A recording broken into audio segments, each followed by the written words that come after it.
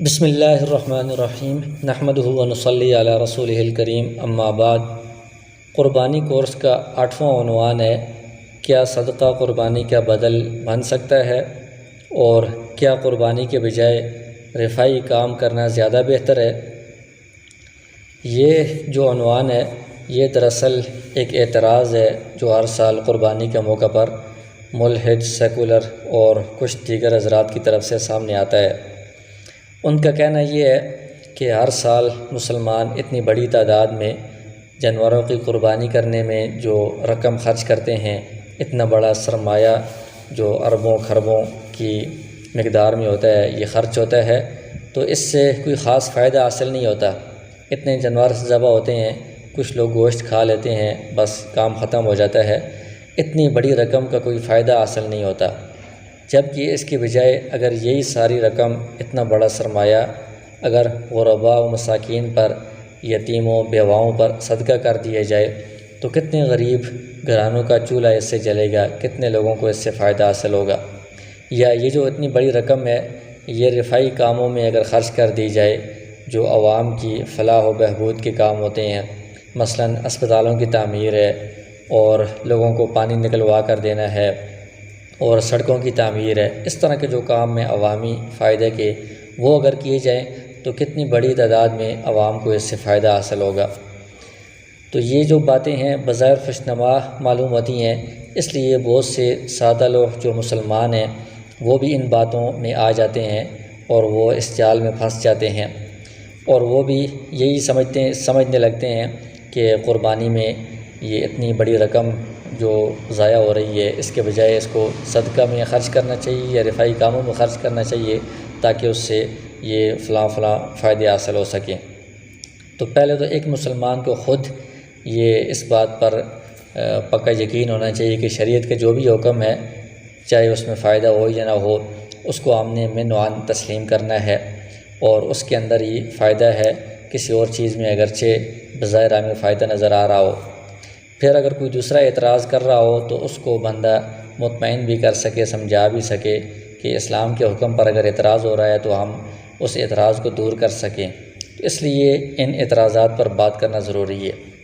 تو یہ جو اعتراض ہے اس کے اوپر ہم بات کریں گے، تو اس کے مختلف جوابات ہو سکتے ہیں۔ سب سے پہلا جواب یہ ہے کہ اسلام کا معنی ہی ہے اطاعت اور فرمانبرداری کرنا۔ ہمارا مذہب اسلام ہے، اسلام کا جو لفظ ہے اس کا معنی ہے اطاعت کرنا، فرمانبرداری کرنا، اپنی گردن جھکانا، سر تسلیم خم کرنا۔ تو جو مسلمان ہے اس کی شان یہ ہے کہ اللہ تعالیٰ کا، اللہ کے رسول صلی اللہ علیہ وسلم کا جو حکم بھی اس کے سامنے آئے وہ اس کی اطاعت کرے، فرمانبرداری کرے اور اس کے سامنے اپنی گردن جھکا لے، سر تسلیم خم کر لے، چاہے وہ اس کی عقل میں آئے یا نہ آئے، اس کو اس میں حکمت معلوم ہو یا نہ ہو، ہر صورت میں اس نے اس اسلام کے حکم پر من وعن عمل کرنا ہے، اس کو تسلیم کرنا ہے۔ یہ ایک مسلمان کی شان ہے۔ تو اب قربانی بھی شریعت کا، اسلام کا ایک اہم حکم ہے، تو اب اس میں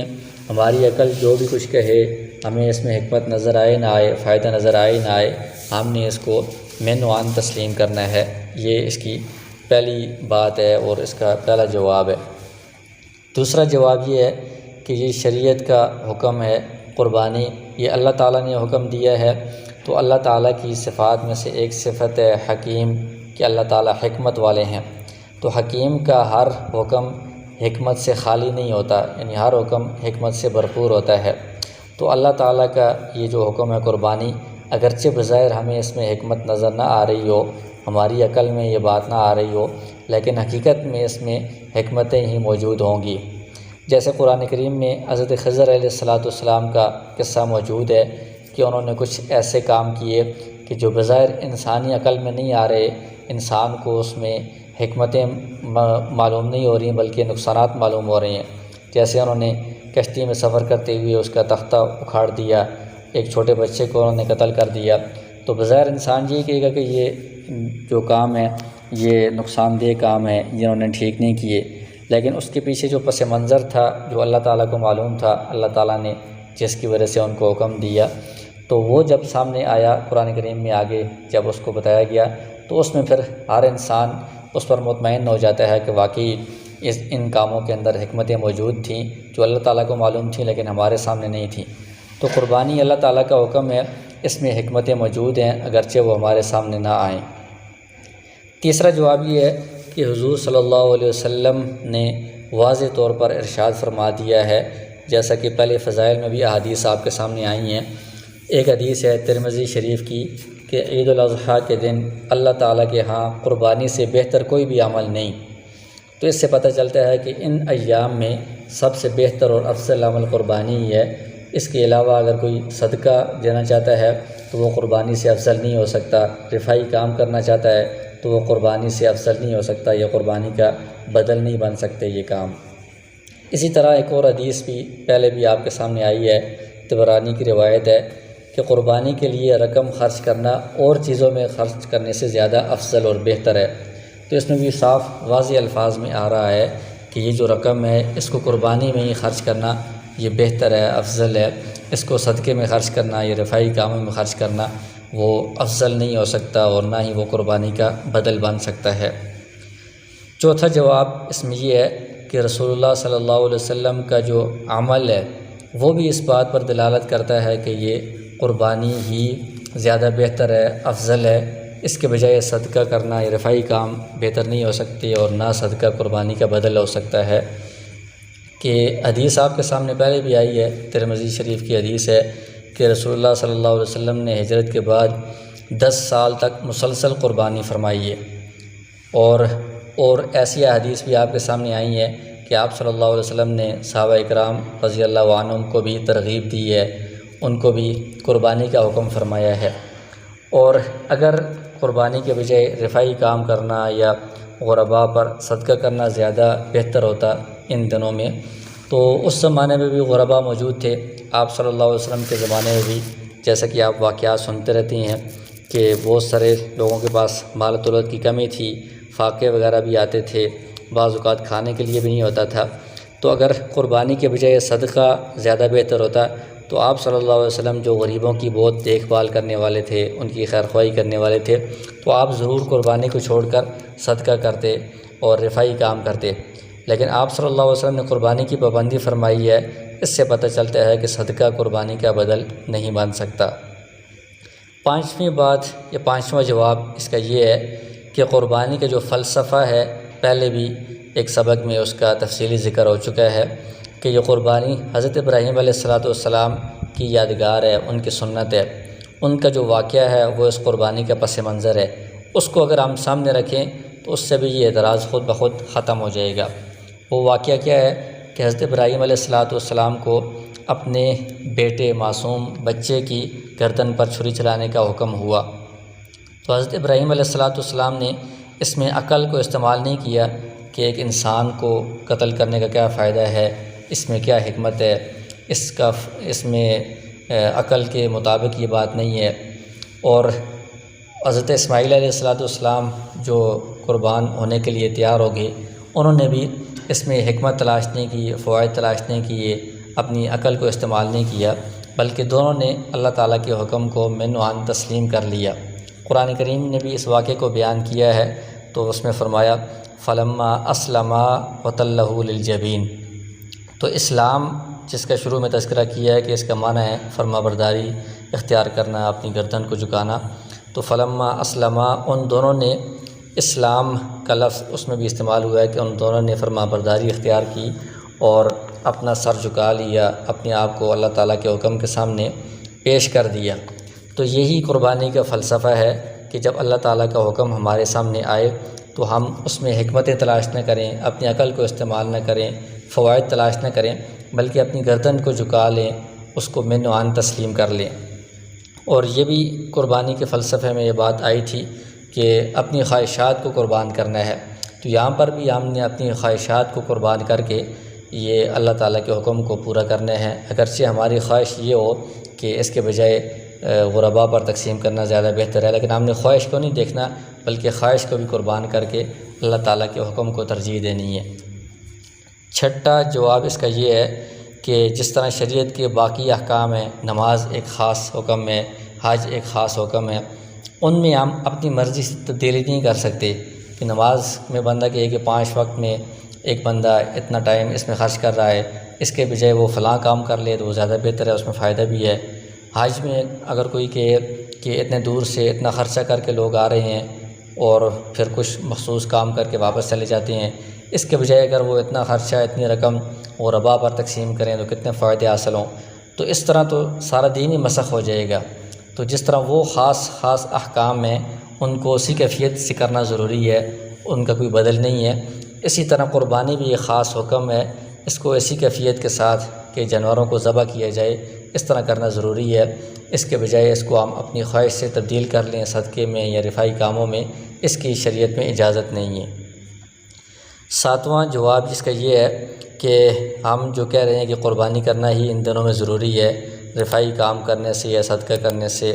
اس کا بدل نہیں ہو سکتا یا اس سے بہتر نہیں ہے، اس کا یہ مطلب نہیں ہے کہ اسلام نے غریبوں کو نظر انداز کر دیا ہے کہ اسلام نے رفائی کاموں سے منع کیا ہے، ایسا نہیں ہے، بلکہ اسلام نے صرف یہ جو 3 دن ہیں ان 3 دنوں میں قربانی کو افضل قرار دیا ہے، قربانی کا حکم دیا ہے۔ اس کے علاوہ جو باقی پورا سال ہے، پورا سال غرباء کی دیکھ بھال کے لیے، ان پر خرچ کرنے کے لیے اسلام نے بہت زیادہ تاکید کی ہے، بہت زیادہ زور دیا ہے، بلکہ اسلام نے فرائض کی حد تک زکوٰۃ کو فرض قرار دیا ہے اور زکوٰۃ غرباء پر خرچ کی جاتی ہے۔ صدقہ فطر کو واجب قرار دیا ہے، وہ غرباء پر خرچ کیا جاتا ہے۔ عشر کو لازم قرار دیا ہے، عشر غرباء پر تقسیم ہوتا ہے۔ مختلف قسم کی کفارات جو لازم ہوتے ہیں ان کی رقم غرباء کے پاس جاتی ہے۔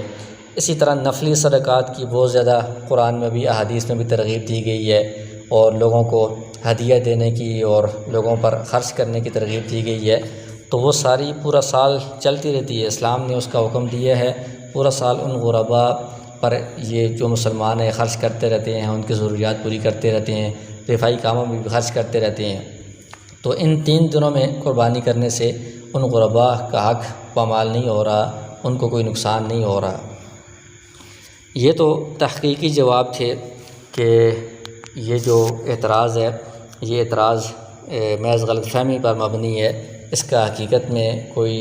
اس کی حقیقت نہیں ہے کہ ان کاموں کی وجہ سے، قربانی کی وجہ سے غریبوں کا نقصان ہو رہا ہوتا ہے یا قربانی کے بجائے دوسرے کام کرنے سے غریبوں کا زیادہ فائدہ ہے، ایسی بات نہیں ہے۔ اور پھر یہ قربانی کرنے کے بجائے صدقے میں زیادہ فائدہ ہے، قربانی میں فائدہ نہیں ہے، یہ بات خود بھی